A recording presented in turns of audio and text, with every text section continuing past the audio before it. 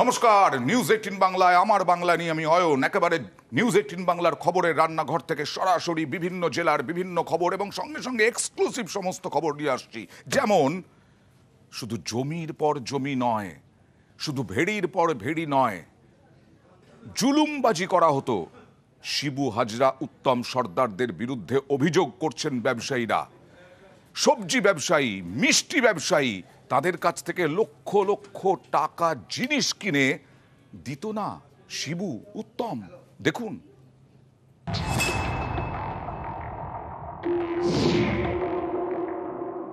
শেখ শাহজাহান তৃণমূল নেতা, সন্দেশখালীর বেতাজ বাদশাহ।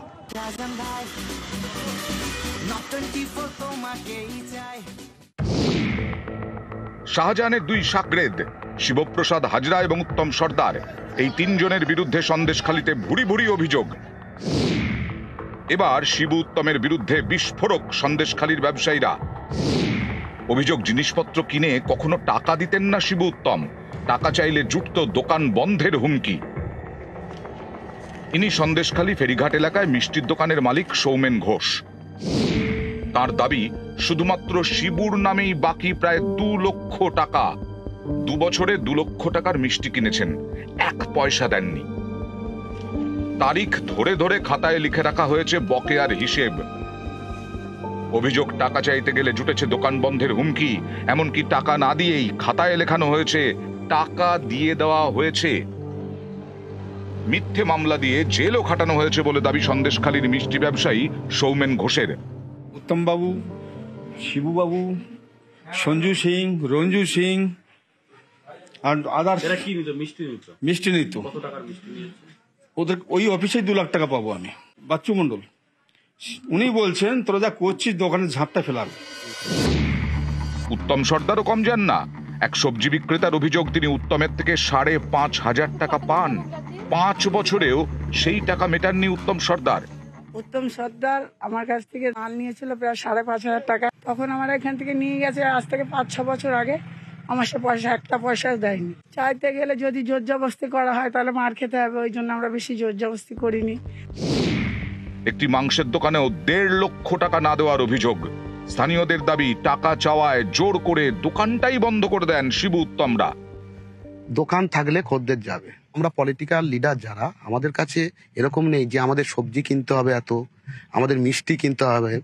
বিশেষ করে দেখুন, কোনো কর্মীরা যদি কোনো মিষ্টি দোকান থেকে মিষ্টি নেয়, কোনো কিছু করে, তার দায়িত্ব আর ব্লক প্রেসিডেন্টের নয়। পুরো মিথ্যে গুজব। এরা এইভাবে পরিকল্পনা করে এই জিনিসগুলো করছে। আপনি বিশ্বাস করুন, যদি কোনো লোক কোনো টাকা পেয়ে থাকে, আমার কাছে যদি কোনোদিন বিচার দেয়, কোনো কিছু বলে, আমি দেনান্দা সেগুলো সমাধান করেছি।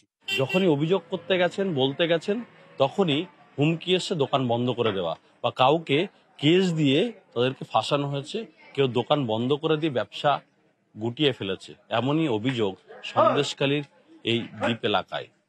সন্দেশখালী থেকে রাজীবের সঙ্গে জিয়াউল আলম, নিউজ 18 বাংলা। পুলিশের খাতায় তাকে ধরা যাচ্ছে না।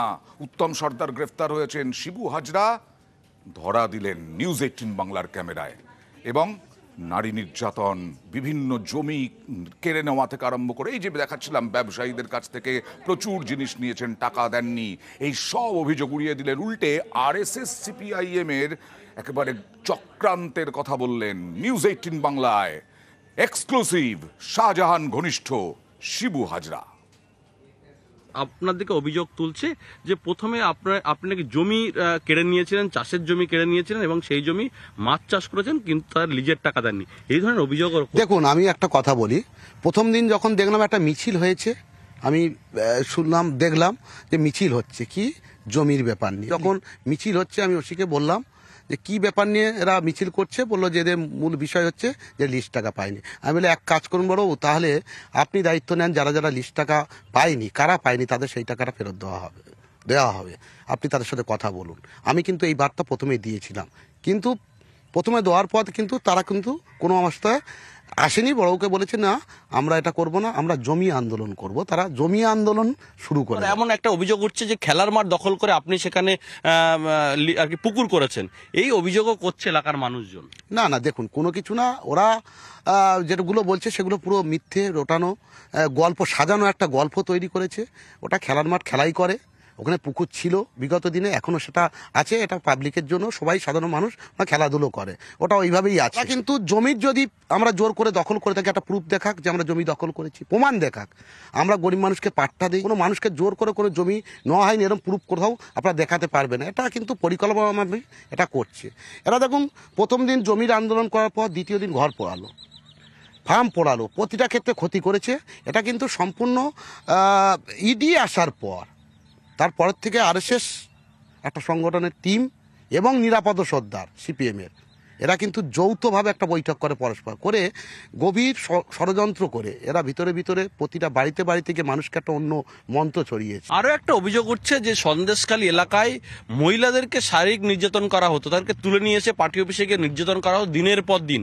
এই ধরনের অভিযোগ তারা করছেন এবং যখনই তারা থানায় দ্বারস্থ হচ্ছেন সেটা আপনাদের কাছে পাঠানো হয়েছে, এমনটাও কিন্তু গ্রামের মানুষ বিশেষ করে মহিলার অভিযোগ করছেন। দেখুন, এটা ভুল কথা, একদম ভুল বিষয়। আমরা মহিলাদেরকে সম্মান করি, মহিলা জাতিকে আমরা প্রচণ্ডভাবে সম্মান করি, তাদের পাশে থাকি। বাংলার মুখ্যমন্ত্রী মমতা বন্দ্যোপাধ্যায়কে দেখছেন যে সমান অধিকার দিয়েছে, মহিলাদের সুরক্ষিত রাখার দায়িত্ব আমাদের থাকে একজন ব্লক প্রেসিডেন্ট হিসেবে, সেটা আমরা করেছি সর্বক্ষণ। কোনো মানুষের উপর অত্যাচার নয়, কোনো নারীর উপর অত্যাচার নয়। কোনো যদি প্রমাণ থাকে যে কোনো মহিলার উপরে আমরা অত্যাচার করেছি, কোনো মহিলার উপরে আমরা শুভ ব্যবহার করেছি, এরকম প্রমাণ থাকলে আইনত যা শাস্তি দেবে সেটা আমি মাথা পেতে নেব। আপনাদের কাছে অনুরোধ যে এই সিপিএমের এবং বিজেপির প্রলোভনে আপনারা পা দেবেন না।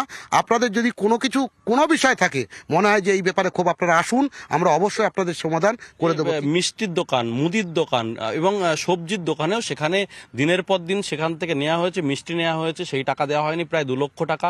কাপড়ের দোকানে প্রায় 3 লক্ষ টাকা এবং সবজির দোকানেও 5,500 টাকা নেওয়া হয়েছে। ভয় দেখিয়ে সেই টাকা দেওয়া হয়নি, প্রতিবাদ করেছে মুরগির দোকানদার, তাকে দোকান বন্ধ করে দিয়েছে। এই অভিযোগটাও করছে মানুষ। দেখুন, মুরগি দোকানদারটার তো টাকা আমি পাই, মুরগি দোকানদার তো, যেহেতু আমার পোলট্রির ব্যবসা আছে, এটা তো আমার ব্যবসা, আমি পাবো। কিন্তু আমার বক্তব্য হচ্ছে কে কোন মিষ্টি দোকানে মিষ্টি খেলো তার দায়িত্ব শিবু হাজরার না। আজকের যেটা সাজানো হচ্ছে টোটাল জায়গাটা, সেটা হচ্ছে পরিকল্পনা করে, কারণ লিডার শিবু হাজরা, ওদিকে আছে শেখ শাহজাহান ভাই। এই দুটো নেতৃত্বকে যদি আমরা এখান থেকে সরিয়ে দিতে পারি পরিকল্পনা করে, তাহলে আমরা এখানে ক্ষমতায় আসবো। বিজেপি আর সিপিএমের চিন্তা ভাবনা, আমি জোর গলায় বলছি, এখানে কিন্তু বিজেপি সিপিএমের কোনো স্থান পাবে না। এখানে তৃণমূল কংগ্রেস আছে, থাকবে, ভবিষ্যতেও দেখবেন আরও বেশি পরিমাণে ভোটার তৃণমূল কংগ্রেসে ভোট দিচ্ছে, বেশি সংখ্যক ভোটে আমরা বিজয়ী হব, এটা আমি জোর গলায় বলছি। তাকে কিন্তু খুঁজে পাওয়া যাচ্ছে না। অবশেষে নিউজ 18 বাংলা এক্সক্লুসিভ তিনি আমাদেরকে বললেন, সবটাই মানুষ আমার কাছে অভিযোগ করুক, থানায় অভিযোগ করুক, যদি কোনো অভিযোগ থাকে তাহলে আইনের মতন চলবেন, পাশে থাকার বার্তাও দিয়ে রাখলেন এই শেখ শাহজাহান, অর্থাৎ বেতাজ বাদশাহ শেখ শাহজাহানের অন্যতম একেবারে বিশ্বস্ত সৈনিক শিবপ্রসাদ হাজরা। সন্দেশখালী থেকে অর্চনের সঙ্গে জিয়াউল আলাম, নিউজ 18 বাংলা।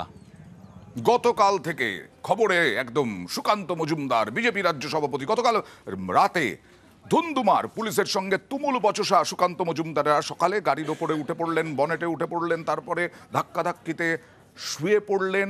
ইছামতিতে তিনি দৌড়ে পুলিশকে ফাঁকি দিয়ে সরস্বতী প্রতিমা নিয়ে চলে গেলেন। একেবারে নাটকে টান টান বসিরহাট।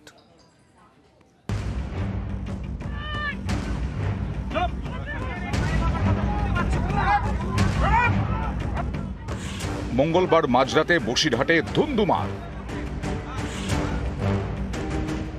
বুধবার সকালে টাকিতে টান টান নাটক। বুধবার সন্দেশখালীতে সরস্বতী পুজোর পরিকল্পনা ছিল সুকান্ত মজুমদারের, সেই মতো তিনি ছিলেন টাকির হোটেলে। বুধবার সকাল থেকেই সেই হোটেল ঘিরে ফেলে পুলিশ। সন্দেশখালীর একাংশে নতুন করে 144 ধারা জারি হয়েছে, সেই নোটিশের কপি পুলিশের যারা কর্মী তারা সেই নোটিশের কপি হাতে নিয়ে তারা ঘুরছেন এবং সুকান্ত মজুমদার ঠিক যে সময়ে হোটেল থেকে বের হবেন সেই নোটিশের, অর্থাৎ 144 ধারা নোটিশের কপি দেখিয়ে সুকান্ত মজুমদারকে বলবেন যে যদি সেখানে যাওয়া হয় সেক্ষেত্রে আইন শৃঙ্খলার সমস্যা হতে পারে। জম্মু কাশ্মীরে আগে এক সময় এইভাবে বিভিন্ন নেতাদেরকে হাউস অ্যারেস্ট করতে হতো। বাংলার পরিস্থিতি, বসিরহাটের পরিস্থিতি জম্মু কাশ্মীরের মতো স্থিতিতে পরিণত হয়েছে। উনি কি করতে গেছেন ওখানে গিয়ে উত্তেজনা ছড়াতে গেছেন, উস্কানি দিতে গেছেন যাতে অবস্থা আরো খারাপ হয়। এরপর সরস্বতী প্রতিমা নিয়ে বেরোতে গেলে বিজেপি নেতাদের পথ আটকায় পুলিশ। হোটেলের সামনের গেটে পুলিশের সঙ্গে বিজেপি নেতাদের বচসা বাঁধে। এই সময় হোটেলের অন্য গেট দিয়ে সরস্বতীর অন্য একটি মূর্তি নিয়ে বেরিয়ে পড়েন সুকান্ত মজুমদার। হাতে সরস্বতীর মূর্তি নিয়ে দে দৌড়। হোটেল থেকে দৌড়ে ইছামতির পার, সেখানেই রাস্তায় বসে সরস্বতী পুজো শুরু করে দেন সুকান্ত মজুমদার।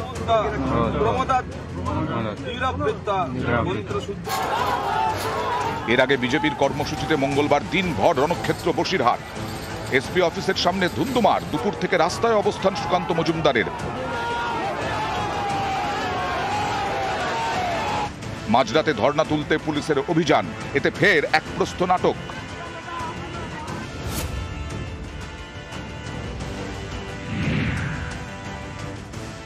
কোনো রকম অনুমতি ছাড়া আপনাদের এই সমাজকে বেআইনি জমায়েত হিসেবে ঘোষণা করা হচ্ছে। আপনাদেরকে 5 মিনিট সময় দেওয়া হচ্ছে। এই 5 মিনিট সময়ের মধ্যে আপনারা যদি আপনাদের বেআইনি জমায়েত তুলে নেন। ধর্ণা মঞ্চ থেকে বিজেপি নেতা কর্মীদের টেনে টেনে প্রিজন ভ্যানে তুলতে শুরু করে পুলিশ।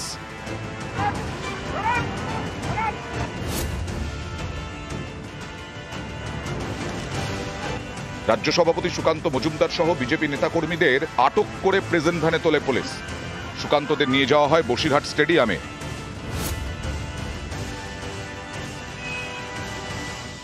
রাত 1:20 সুকান্ত মজুমদার সহ অন্যান্য আটক বিজেপির নেতা কর্মীদের পিআর বন্ডে জামিন দেওয়া হলো। আমরা এই মুহূর্তে দেখতে পাচ্ছি সুকান্ত মজুমদার পিআর বন্ডে জামিন পর তিনি স্টেডিয়াম থেকে বেরিয়ে যাচ্ছেন। এই স্টেডিয়ামে নিয়ে এসেছিল খেলতে। খেলা আমরা দেখাবো, 24-এ খেলা দেখাবো আর 26-এ ভয়ঙ্কর খেলা দেখাবো। আমরা সব হিসেবের খাতায় লিখে রাখছি, কোনোটাই মাফ হবে না। এরপর বুধবার সকালে ফের পুলিশকে নিশানা সুকান্ত। পুলিশ যদি ডালে ডালে চলে আমরা পাতায় পাতায়, আমরা সেটাই করলাম। ওখানে যেতে না পেরে আমরা পুলিশের চোখে ধুলো দিয়ে আমরা এই ইছামতির তীরে পুজো করলাম। মনে রাখবেন, পশ্চিমবঙ্গ পুলিশের এবার একজন মাস্টারমশাইয়ের সাথে পালা পড়েছে। ক্যামেরায় কাঞ্চন ভৌমিকের সঙ্গে ভেঙ্কটেশ্বর লাহিড়ী, নিউজ 18 বাংলা। সকালে পুলিশকে তো আক্রমণ করলেন, কিন্তু তারপর পুলিশ সন্দেশখালি যেতে দিল না সুকান্ত মজুমদারকে। আর সুকান্ত মজুমদার গাড়ির বনেটের ওপরে উঠে পড়লেন। তারপরে দেখাবো এক এক করে আপনাদেরকে ছবি। দেখুন, সুকান্ত মজুমদার গাড়ির বনেটের ওপরে উঠে কর্মী সমর্থকদের উদ্দেশ্যে কিছু বলার চেষ্টা করছেন এবং তারপরে নামাতে যাচ্ছেন নিরাপত্তা রক্ষীরা। আর তারপরেই শুয়ে পড়লেন গাড়ির বনেটের ওপরে, অসুস্থ হয়ে পড়লেন সুকান্ত মজুমদার। বলা হচ্ছিল পালস রেট ঠিকঠাক নয়, প্রেশার ওঠানামা করছে, অসুস্থ হলেন। তাকে একেবারে পুলিশের গাড়িতে করেই বেসরকারি হাসপাতালে, এই দেখুন অসুস্থ হয়ে গেলেন সুকান্ত মজুমদার। আবার পড়ে গেলেন। এরপরে তাকে অ্যাম্বুলেন্সে তোলা হলো। এটা পুলিশের গাড়িতে করে নিয়ে যাওয়া হলো বসিরহাট জেলা হাসপাতালে।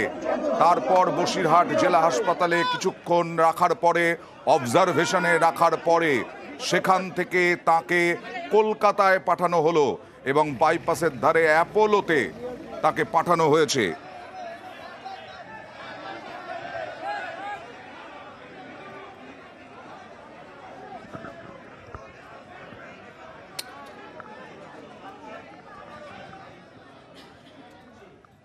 আর সুকান্ত মজুমদারের পর এবার শুভেন্দু অধিকারী আগামীকাল সন্দেশখালি যাবেন। বিধানসভা থেকে সন্দেশখালি অভিযান। শুভেন্দু অধিকারী বিধায়কদের নিয়ে যাবেন হুঁশিয়ারি।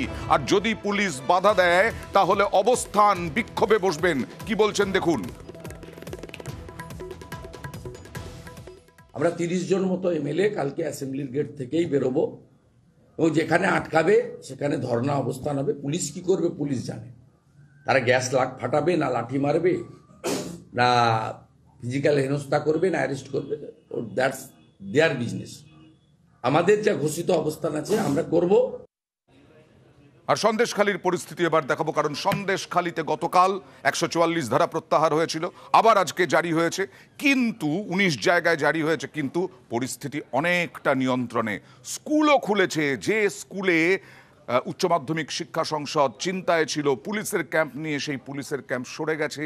সরস্বতী পুজো হয়েছে, দেখুন।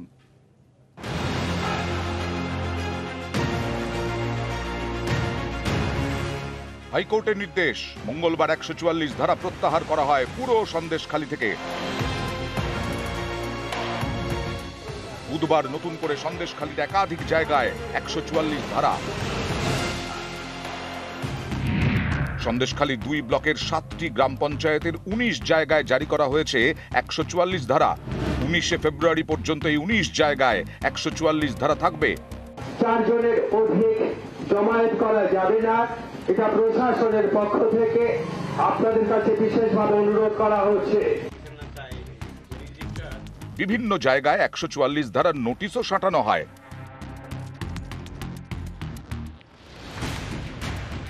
বেছে বেছে 144। এরই মধ্যে ছন্দে ফেরার পথে সন্দেশখালী। বুধবার বিভিন্ন দোকানপাট ও বাজার খোলে। 144 ধারা যেহেতু জারি রয়েছে, দোকানপাট খোলা থাকলেও কোনো রকমভাবে জমায়েত করতে দেওয়া হচ্ছে না প্রশাসনের পক্ষ থেকে। এদিন ফেরি পরিষেবাও চালু ছিল, তবে সুকান্ত মজুমদার যেতে পারেন এ খবরে 1 থেকে 1.5 ঘন্টা ফেরি সার্ভিস বন্ধ ছিল খুলনা ফেরিঘাটে। সন্দেশখালী রাধারানী হাই স্কুল, গত কয়েকদিন এই স্কুলেই ছিল পুলিশের ক্যাম্প। উচ্চ মাধ্যমিক পরীক্ষার আগে এই ক্যাম্প সরানোর আবেদন জানায় উচ্চ মাধ্যমিক শিক্ষা সংসদ। পুলিশ ক্যাম্প সরতেই এদিন স্কুলে বাগদেবীর আরাধনা। পরিস্থিতি এখন নর্মাল আছে, এখন স্কুল ঠিকঠাক আছে। আজকে পুজো হচ্ছে, বাচ্চারা আসছে। নিউজ 18 বাংলা। আর নিউজ 18 বাংলায় দেব এক্সক্লুসিভ এবং মাস্টার প্ল্যান, ঘাটাল মাস্টার প্ল্যানের বাস্তবায়নের চ্যালেঞ্জ, না হলে রাজনীতি ছাড়ার চ্যালেঞ্জ দেবের।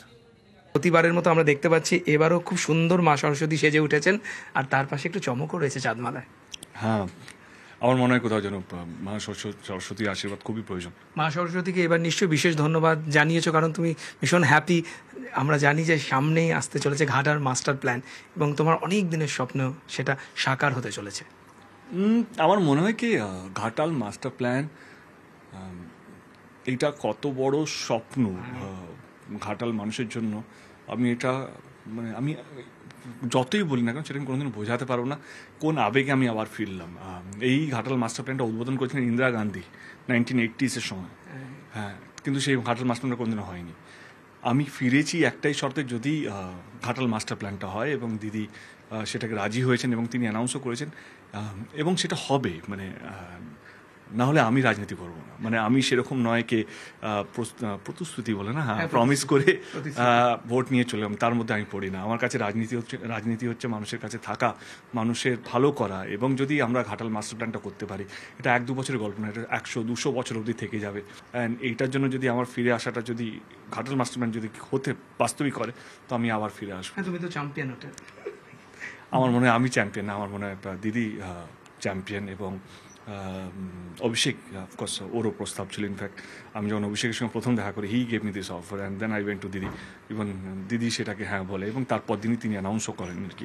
আই এম হ্যাপি দ্যাটকে এটা হতে চলেছে। নিশ্চয়ই একটা প্রার্থনা থাকে যে সকলে যেন ভালো থাকে।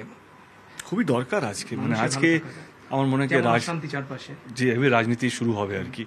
এবং এটা নিয়ে মানুষকে বাঁচিয়ে যেন প্রত্যেকটা দল রাখে। তুমি তো সন্দেশখালী নিয়েও বলেছো, যারা অন্যায় করেছে তারা শাস্তি পায়।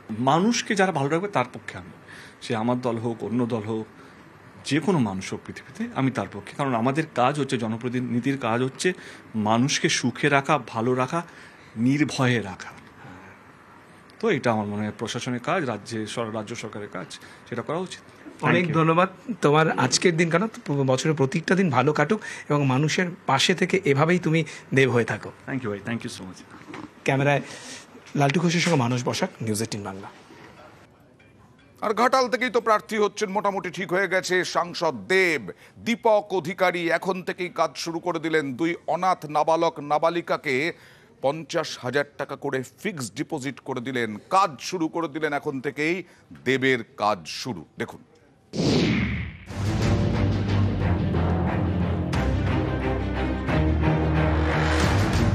ঘাটালে তৃণমূল সাংসদ দেব এলাকার 2 অনাথ পড়ুয়ার পাশে দাঁড়ালেন।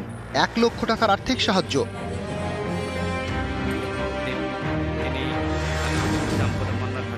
পশ্চিম মেদিনীপুরের ঘাটালের রবি দাসপুর। 2017 সালে এই গ্রামে আত্মঘাতী হন এক দম্পতি। তাদের এক ছেলে এবং মেয়ে তখন খুবই ছোট। তারা ঠাকুমার কাছে বড় হতে থাকে। এখন একজনের ক্লাস 4, আরেকজন ক্লাস 7-এর পড়ুয়া। কিন্তু ঠাকুমা টানতে পারছেন না। কোনো রকমে চেয়ে চিনতে সংসার চলে। সোশ্যাল সাইটের মাধ্যমে এই খবরই পৌঁছয় ঘাটালের সাংসদ দেবের কানে। তিনি উদ্যোগ নেন, ভাই বোনের নামে 50,000 টাকা করে এফডি করে দেওয়ার ব্যবস্থা করেন। সেই এফডি সার্টিফিকেট বুধবার তুলে দেওয়া হয় দুই পড়ুয়া ঠাকুমার হাতে। পড়াশোনার জন্য আমি আবেদন করছিলাম যে সরকার যেন একদিকে লেখাপড়ার জন্য একটু সাহায্য করে, তাই যে করেছে আমি খুশি হয়েছি। লাতিলাদিনী এটা নিয়ে যে একটু বড় হতে পারবে, লেখাপড়া শিখে। উনিই বললেন যে আমি কিছু হেল্প করতে চাই, দিয়ে ওনাদের নামে আমরা ফিস্ট করিয়ে দিচ্ছি। পড়াশোনা যেটা এসডিও সাহেব বললেন আমরা চেষ্টা করেছি, কথাবার্তা হয়েছে, ওনার এরা রাজি হলে আমরা এটা করে দেবো। উনি সংসদ প্রতিনিধি হিসেবে রামবাবুকে পাঠিয়েছেন আজকে, তাদেরকে 50,000 টাকা করে একটি অনুদান দেওয়া হচ্ছে ওনার উদ্যোগে, এবং আরেকটি প্রস্তাব দেওয়া হয়েছে সংসদ প্রতিনিধির উদ্যোগে যে তমলুকে একটি নিমতলিতে একটি আবাসিক বিদ্যালয় আছে, সেখানে থেকে যদি এরা পড়াশোনা করে তাদের উজ্জ্বল ভবিষ্যৎ হবে। ধন্যবাদ জানাচ্ছি মাননীয় সাংসদ মহাশয়কে, দেববাবুকে। তো খুব ভালো লেগেছে এই উদ্যোগটা আমার। সম্প্রতি দেবকে নিয়ে বারবার জল্পনা তৈরি হয়। প্রথমে তিনি বুঝিয়ে দেন এবার লোকসভা ভোটে আর তাঁর দাঁড়ানোর ইচ্ছে নেই। 3টি সরকারি পদ থেকে ইস্তফাও দিয়ে দেন। শেষমেশ গত শনিবার মমতা এবং অভিষেকের সঙ্গে দেবের আলাদা আলাদা বৈঠক হয়। তারপর রবিবার দেব জানিয়ে দেন 24-এ লোকসভা ভোটে লড়লে একমাত্র ঘাটালেই তিনি প্রার্থী হতে চান। আমার কাছে প্রস্তাব আসে কি পশ্চিমবঙ্গে যে কোনো সিট থেকে যদি আমার মনে হয়, আমি একটাই কথা বলেছিলাম দলকে, আমি যদি দাঁড়াই তাহলে আমি ঘাটাল থেকেই দাঁড়াবো। আমি এটাও বলছি না কি আমি জিতবই, জিতি বা হারি, ঘাটাল আমার কাছে সারা জীবন আমার মনের মতো থাকবে। সামনে লোকসভা ভোট, ফের ঘাটালেই দেব, ঘাটালে দেবের কাজ শুরু। পশ্চিম মেদিনীপুর থেকে সুকান্ত চক্রবর্তী, নিউজ 18 বাংলা। এবার তোলাবাজির খবর। এই বরানগরে একটা ক্লাবের বিরুদ্ধে এক ব্যবসায়ী হোর্ডিং লাগিয়েছেন, বিজ্ঞাপনের হোর্ডিং, তার জন্য টাকা দিতে হবে, এমনই অভিযোগ স্থানীয় ক্লাবের, যদিও ক্লাব অস্বীকার করছে। দেখুন, এটা তো চাঁদা দেওয়া হতো বছরে 3,000 টাকা করে দিই মনে হয় চাঁদা। বছর 3,000 টাকা? ওই চাঁদাটা দিতে হবে না, আপনি মাসে কত করে দেবেন আমাদের বলুন। রাস্তার পাশে বিজ্ঞাপনের হোর্ডিং, এই হোর্ডিং এর জন্য তোলা দিতে হবে মাসে মাসে, তাই এভাবে ব্যবসায়ীকে হুমকি ফোন। অভিযোগের আঙুল ডানলপের একটি ক্লাবের দিকে। বরানগর পুরসভা এলাকার মধ্যে পড়ে ডানলপ।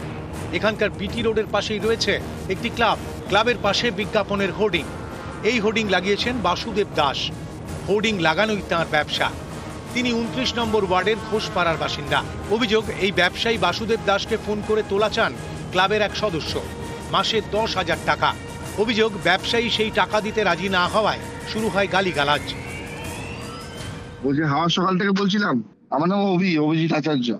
বলছি আপনার যে ব্যানারটা আছে লাগানো, ওইটা কি কিরকম কি দেবেন আমাকে বলুন না। দেবো বলতে বুঝলাম না। ওইটা একটা চার্জ দেবেন তো আমাদের, না ক্লাবের? এটা তো চাঁদা দেওয়া হতো বছরে 3,000 টাকা করে দিই মনে হয় চাঁদা। বছর 3,000 টাকা? ওই চাঁদাটা দিতে হবে না, আপনি মাসে কত করে দেবেন আমাদের বলুন। আমার ক্লাব হওয়ার আগে হচ্ছে আমার ভোট, এখন বলতে তুমি মাসে দিতে হবে, এতদিন পুজো নিয়েছো, ঠিক আছে। আপনি আমাদের কি আমি তোলাবাজি করছি আপনার সঙ্গে নাকি? তুমি তো বলছো মাসে দিতে হবে, তুমি মাসে মাসে একটা ভাড়া দেবেন না? পৌরসভায় ট্যাক্স দেবো, তোমাদের মাসে আবার মাসে টাকা দিতে হবে, এটা আবার কিরকম? ঠিক আছে, আপনি বোর্ডটা খুলে দিন আপনার। আরে ভাই, আমার ট্যাক্স দেওয়া বোর্ড, ঠিক আছে, সবাই দেয়, তাহলে আপনি ক্লাবের ওখানে করছেন, ক্লাবের ওখানে কিছু দেবেন না। এ নিয়ে বরানগর থানায় অভিযোগ জানিয়েছেন ব্যবসায়ী। অভিজিৎ আচার্য বলে একজন আমাকে কালকে ফোন করে অকাথ্য ভাষায় গালাগালি। কি দিতে হবে না, মাসে আমাদের 10,000 টাকা করে দিতে হবে। আমি না 10,000 টাকা কিনে তোলা তুলছো নাকি তোমরা ভাই? বলছে না, ভাবলে তাহলে তাই ভাববেন, এটা আপনাকে দিতেই হবে। তারপরে বলে না, হোর্ডিং কেটে দেবো, নইলে মারবো ধরবো, দেখবো কোন বাবা আছে তোমাকে বাঁচিয়ে নেবে। আর আমি থানায় একটা জেনারেল ডায়েরিও করেছি।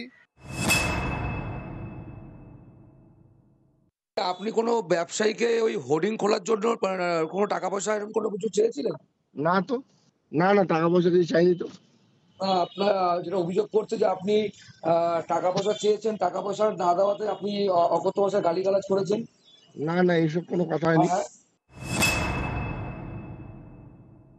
পৌরসভাকে টাকা দেবে, ক্লাবকে কেন টাকা দেবে? ক্লাব মাসিকভাবে চাইবে, তাহলে তো এটা খুবই বেআইনি ব্যাপার। না, এই যে ক্লাবটা, সেটা কি স্থায়ী জায়গায় না অস্থায়ী জায়গায়? সেটা একদম বিটি রোডের উপরে। তাহলে তো অস্থায়ী জায়গা, তাহলে সেও বেআইনি। বড়নগর থেকে সুবীর দে, নিউজ 18 বাংলা। আমার বাংলার সব শেষে প্রশ্ন, বেড়াতে যান, বেড়াতে যেতে চান, গাড়িতে নয়, মানে বাসে নয়, ট্রেনে নয়, প্লেনে নয়, গাড়ি ভাড়া করে। গাড়িতে ক্যারিয়ারে লাগেজ নিয়ে যাওয়া বারণ ছিল, আবার নিশ্চিন্তে চলে যান গাড়ির ছাদে ক্যারিয়ারে লাগেজ নিয়ে। পরিবহন দপ্তর নিষেধাজ্ঞা উঠিয়ে দিয়েছে।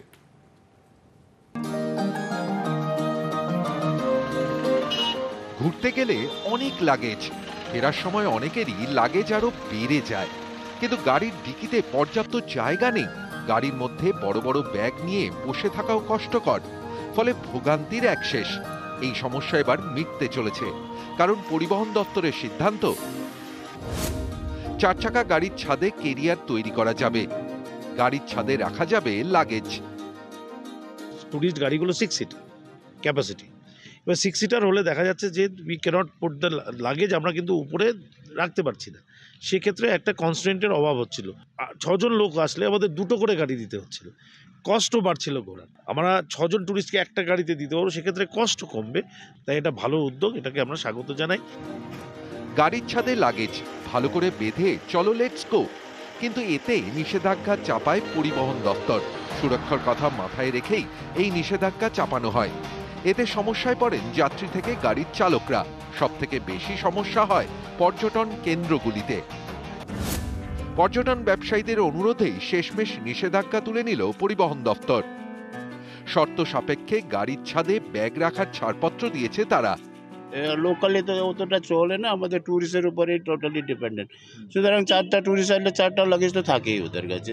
ছোটো ছোটো ব্যাগ ট্যাগ থাকে, ব্যাগটা না ওই ডিকিতে দিয়ে এলাম, বাকি লাগেজটা আরও মানে সে ক্যারিয়ারে দেয়। সুতরাং আমাদের ক্যারিয়ার হলে ভালো হয় আর কি। ক্যারিয়ার লাগালে পাবলিকের মালপত্র নিয়ে যাওয়া সুবিধা হবে। এখন কি অসুবিধা হচ্ছিল? এখন একটু ওই বেশি মাল হয়ে গেলে ডিকিতে অসুবিধা হয়, ক্যারিয়ার হলে অসুবিধা নেই। গাড়ির ছাদে লাগেজ রাখা যাবে, কিন্তু কিছু শর্ত রয়েছে, যেমন 4 চাকা গাড়ির যা উচ্চতা, লাগেজ রাখার পর সেই উচ্চতা যেন 4% বেশি না বাড়ে। কোন গাড়ির মাথায় কত ওজনের লাগেজ নেওয়া যাবে তা ঠিক করে দেবে পরিবহন দপ্তর। সরকার অনুমোদিত জায়গা থেকেই কেরিয়ার তৈরি করতে হবে। নিউজ 18 বাংলা।